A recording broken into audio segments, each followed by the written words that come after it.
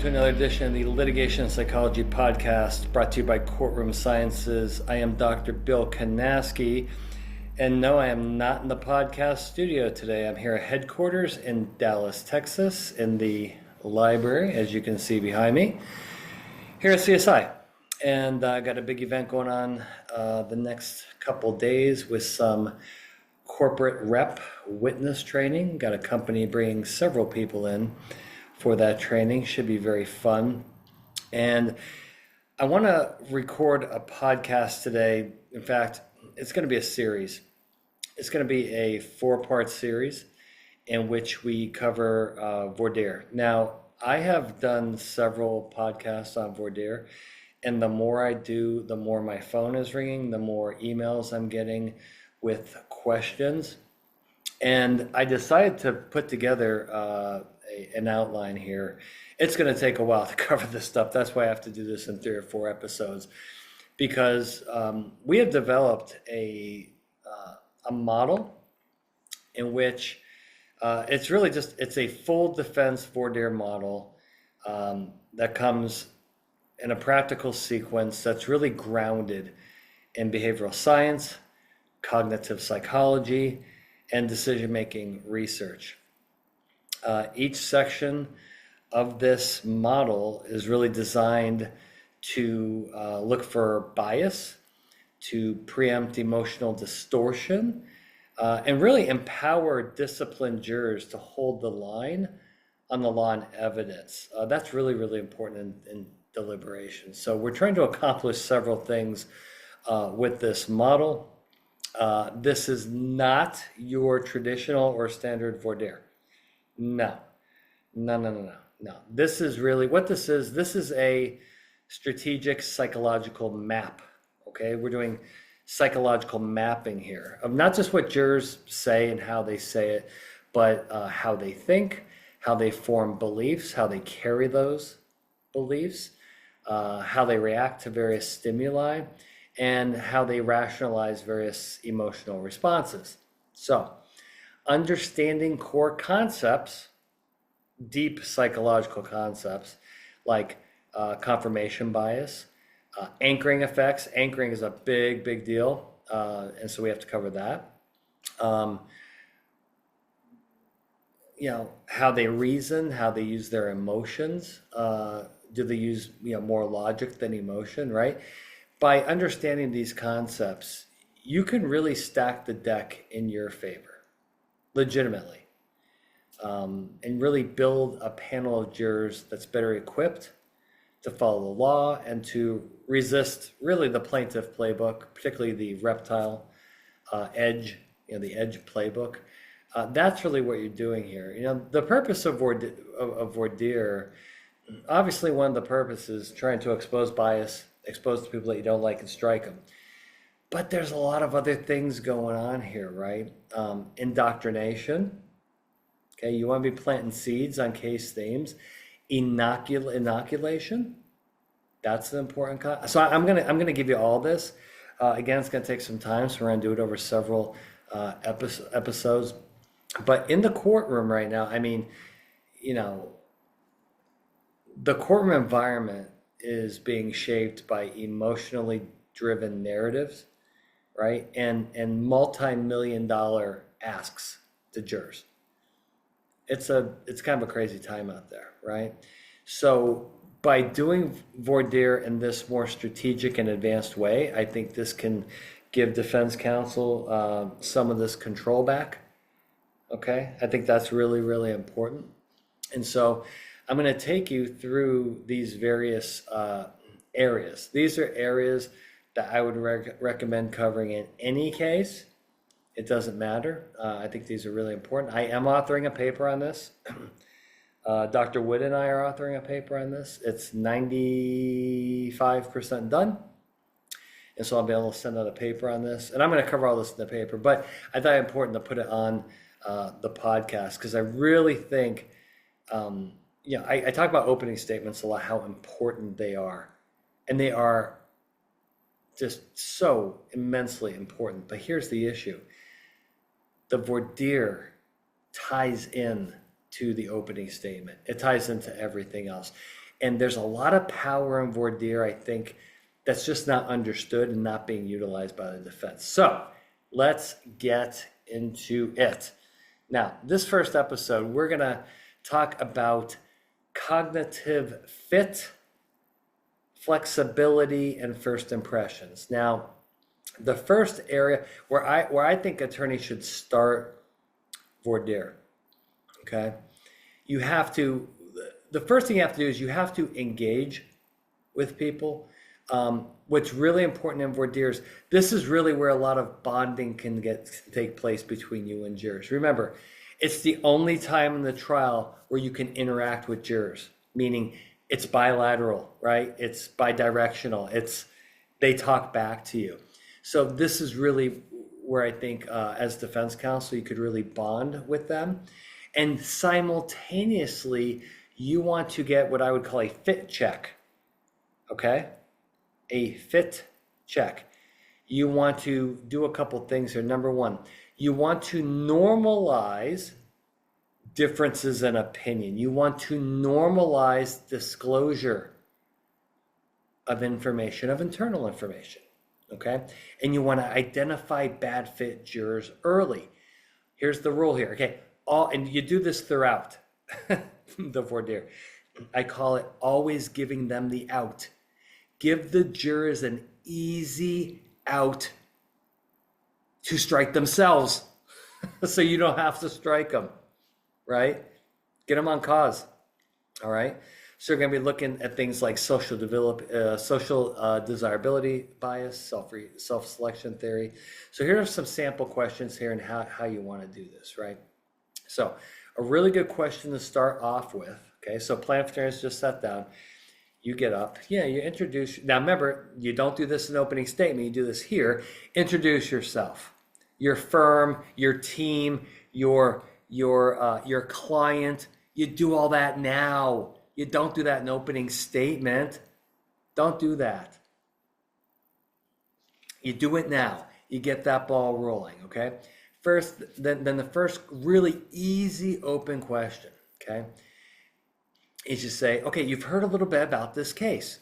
When plaintiff's counsel was talking to you, okay, is there anything about this case or this type of case that maybe makes you feel like you're not the best fit on this jury?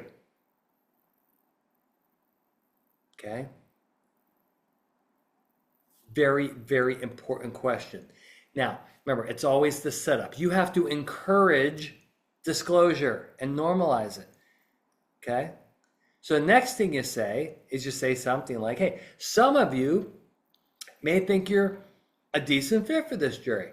Others, because of maybe your experience with this type of information, this type of litigation, or this type of industry, maybe you're a better fit for a different jury, for a different case that's down the hall, okay?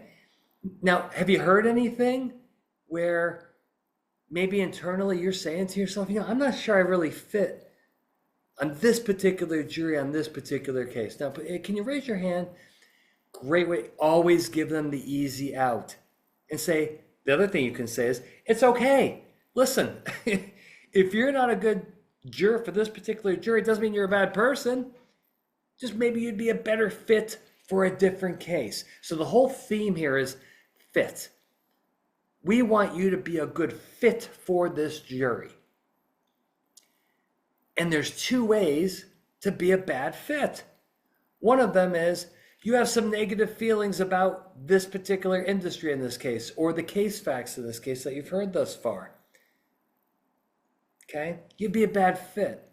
Or it may be the opposite, that you may think you're the perfect juror because you know so much about this industry. You know someone that works in this industry. You know a lot about the things okay? Maybe that doesn't make you a good fit as well because you know too much. We want neutral jurors. So you could be a bad fit in a negative way. You could be a bad fit in a positive way, and maybe a better fit for you to be a neutral juror. Maybe you should be a juror on a different case, okay? That's what you are trying to accomplish here. These are easy questions. It encourages dialogue. It normalizes disclosure, and say it's okay if you're not a good fit. It's fine. This happens every day in courtrooms across America. Maybe you're a better fit on a different case. And get some hands going, okay? Get some dialogue going. And you're going to find out really quick. There will be a handful of people on the panel that will immediately raise their hand and say, I don't think I'm a good juror for this case because of maybe my previous experiences or my feelings towards this industry. They'll cough it up for you.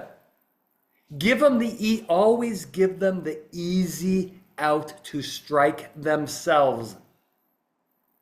But the only way you do that is you got to set them up. They have to trust you. They have to like you.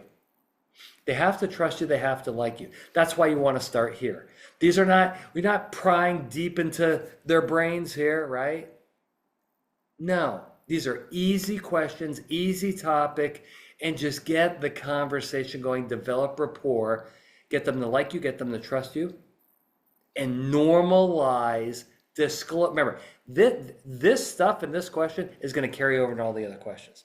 Normalize openness and disclosure. And there's no penalty. Okay? There's no penalty. It doesn't make you bad. At the worst case scenario, we send you home with the check, or you go down the hall to a different courtroom with a different case. And maybe it'd be a better fit over there. Okay? It's the fit. We got to focus on the fit. Always start there. Great place to start. Low threat. Get that discussion going. Okay.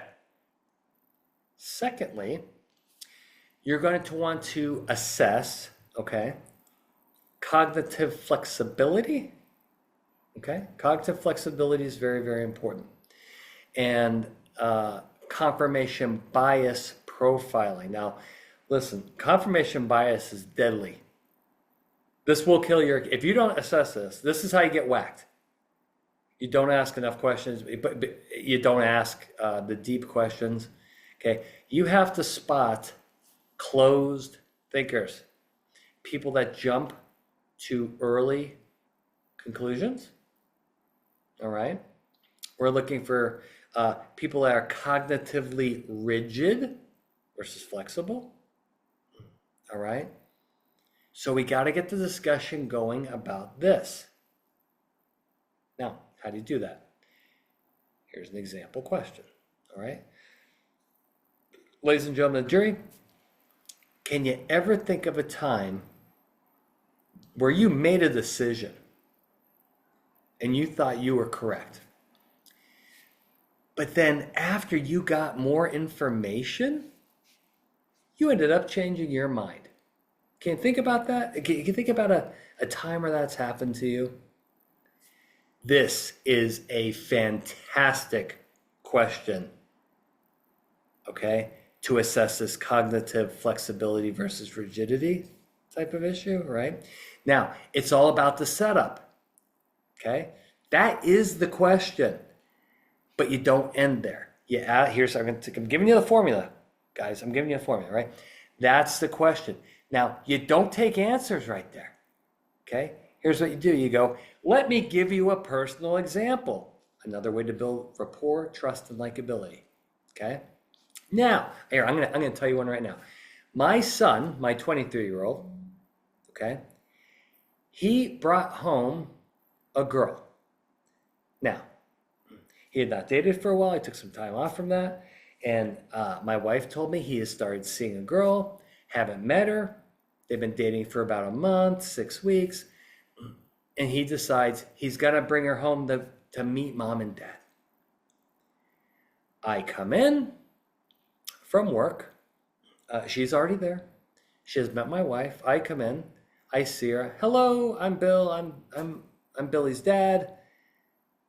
And I shook her hand and, kind of the get to know you phase.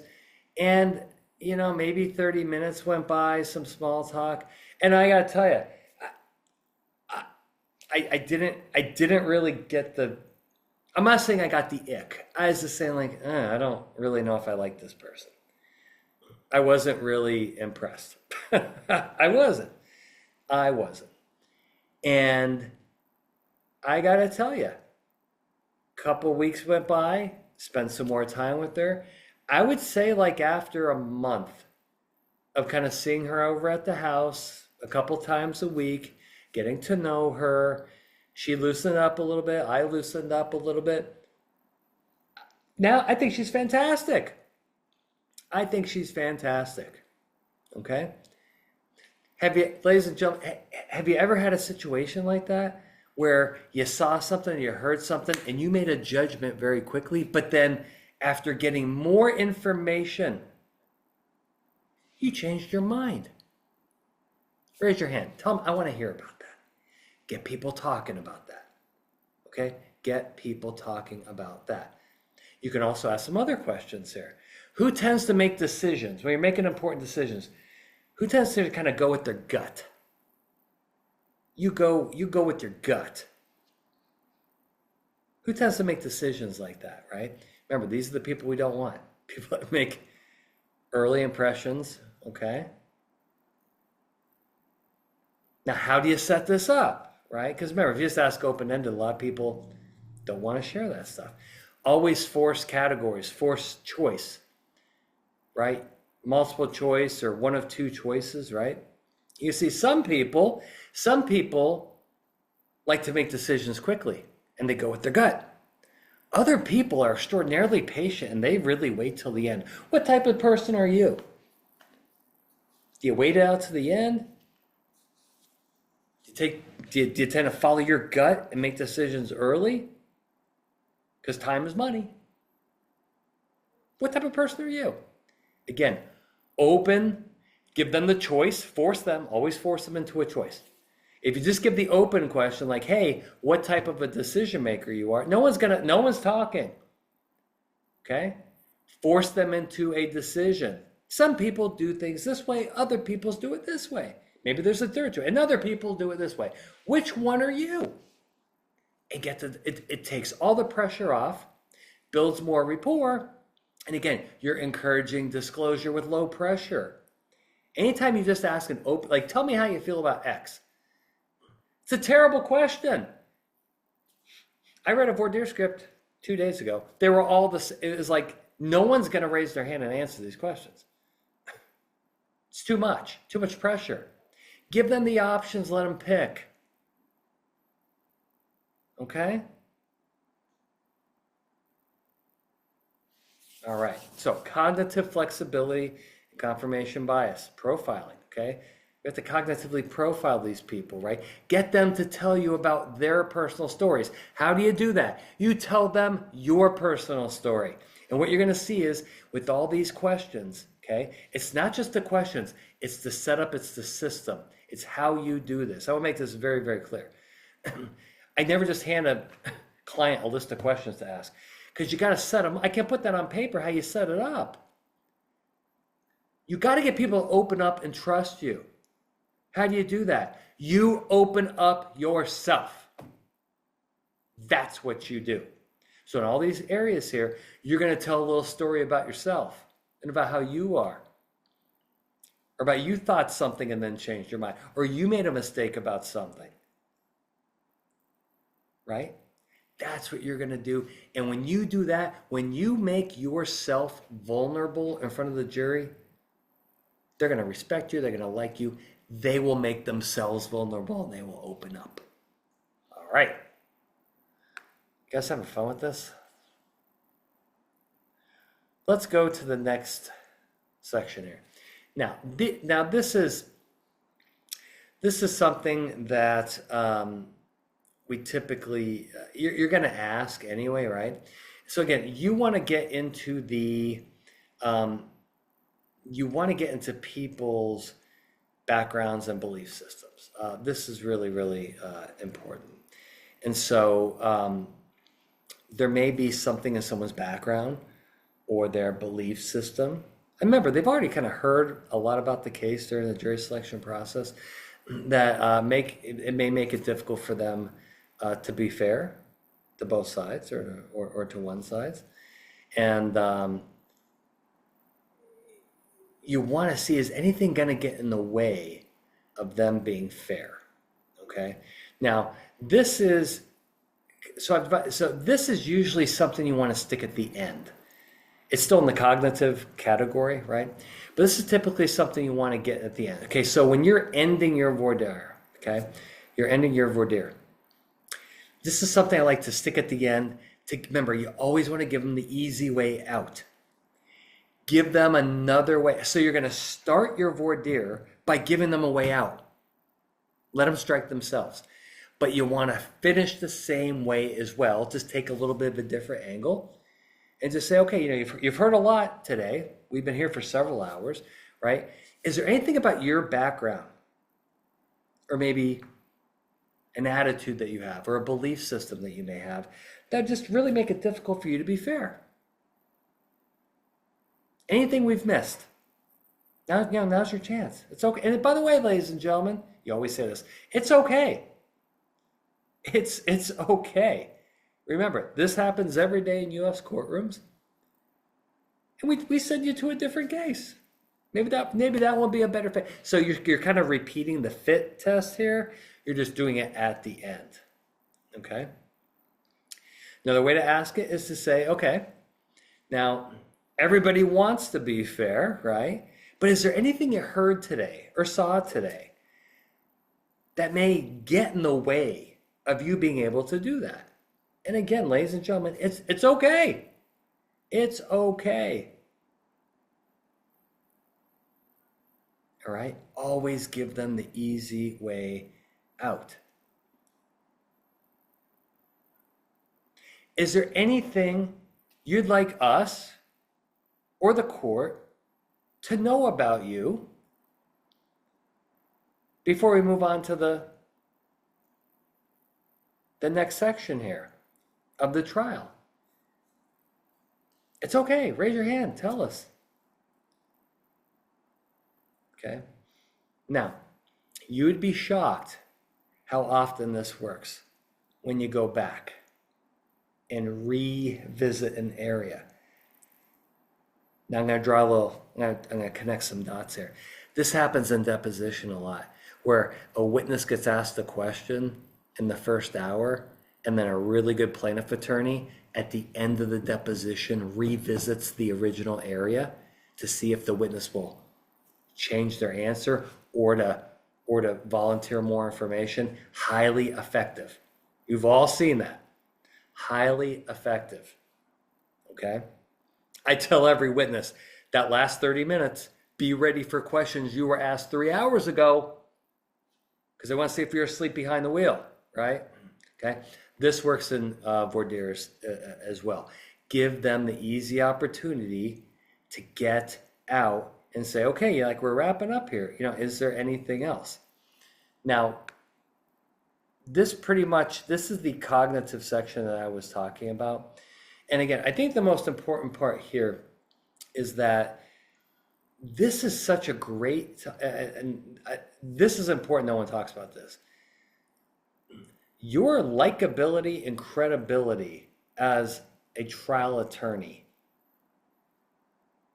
Okay, the first domino there, okay, the first step is right here what we're talking about, is in this process where you can engage and interact with the jury. Remember, for the rest of the trial, it's not bi-directional, it's one-directional. You're always talking to them, they're not talking back. They'll give you eye contact and body language and stuff, but they can't verbally talk. This is the only full interaction you will get with these people, okay?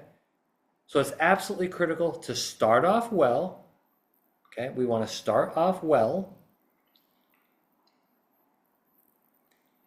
Do all that introduction stuff that we talked about. You got to normalize disclosure. You've got to be open. You've got to be vulnerable. And do that fit test right up front. You'd be shocked how many hands will go up saying, I don't think I may not be a good fit for this jury. Or I may be too good of a fit. Here's why. And they'll tell you. But to do that, they got to like you and they got to trust you. Now here's something really important. By doing such a good job of this in voir dire, This will carry over into the rest of the case. So what I mean by this, let me say this another way. Whichever attorney in voir dire becomes the most likable, becomes the most believable, and becomes the most credible. So there's a lot on the line here. So we're talking about the type of questions to assess these jurors and get the right information. That's not the only thing that's going on here. You start winning the case here by who you are as a person, how likable you are. Okay? Now, one of the main tools you have to accomplish this, again, is showing your own vulnerability. And you'll see as we go through the various episodes and when you're asking questions, right? Tell that little story about yourself. Even make fun of yourself a little bit. Admit a fault, admit a mistake. Look at me. Okay, when my son brought the girl over, I jumped to an early conclusion. I was dead wrong. You could tell the jurors the same thing. And then you follow up with, do you have any examples of that with your life? I have another one. I'll tell you what, this is a work-related one. And some of you know who you are because you listen to the podcast. I have attorneys right now that I work with, I trust, and they've even become personal friends. Example, Mike Bassett. Example, Tad Eckenrode. They've both been on the podcast. Example, Brad Hughes, podcast. Example, Doug Marcello. Okay? Great, great, great people. Okay? Now, there are some other ones that I'm just as close with. I'm not going to name you. But I got to tell you, I don't think they particularly liked me when they met me, and I don't think I particularly liked them. It started off rocky. Okay? But then as they got more information and exposure to me, they started to like me more. And as I got more exposure to them, I started to like them more. And then as we ended up spending more time together and I learned more information about them, they learned more information about me, we really, really hit it off. And my first judgment about them and their first judgment about me was wrong. I needed more information. And so did they. And now they've become great colleagues, great friends, great clients, right? You can tell stories like this. But I think doing that really sets you apart. I think the plaintiff's attorneys, I've seen them do this. They're very, very good at it. But having that openness, remember, if you want to get jurors to express themselves, their feelings, their experiences, their thoughts, their desires, that requires trust. And the only way to do that is to do it yourself, right? Show them, don't tell them it's okay. It's okay to tell me anything. Is it? Show them it's okay. Show them it's okay by telling them your personal stories. And with any of these areas, what you're going to find is that those stories are out there. Okay? I tell the famous story during my speeches, the Cracker Barrel conspiracy. That's 20 years old, 2005. We're driving from Chicago down to Florida to visit family. We stopped by the Cracker Barrel. It was a horrendous experience. Terrible service, terrible food. Whole thing was a nightmare. The service sucked. I talked to the manager, that didn't go well. It was a terrible experience. And from that experience, I have not been to a Cracker Barrel in the last 20 years, and I will never go back. That's my experience. Now, my wife was there too. She's been back 20 times, maybe 30. Okay? Now, there's a bad experience I had. My wife and I were both at the same experience. It was terrible for both of us. Okay? She got over it pretty quickly and let it go. I'm still angry. I'm still angry 20 years later. They will never get another nickel. At this point, the jury would be laughing. And then you just ask the jury, that's my story. What story do you have? You ever been in that situation where you have a bad experience? It's, maybe you get over it quickly and your spouse doesn't, or vice versa. What type of person are you? Are you like me? Do you hold grudges? Or are you like my wife?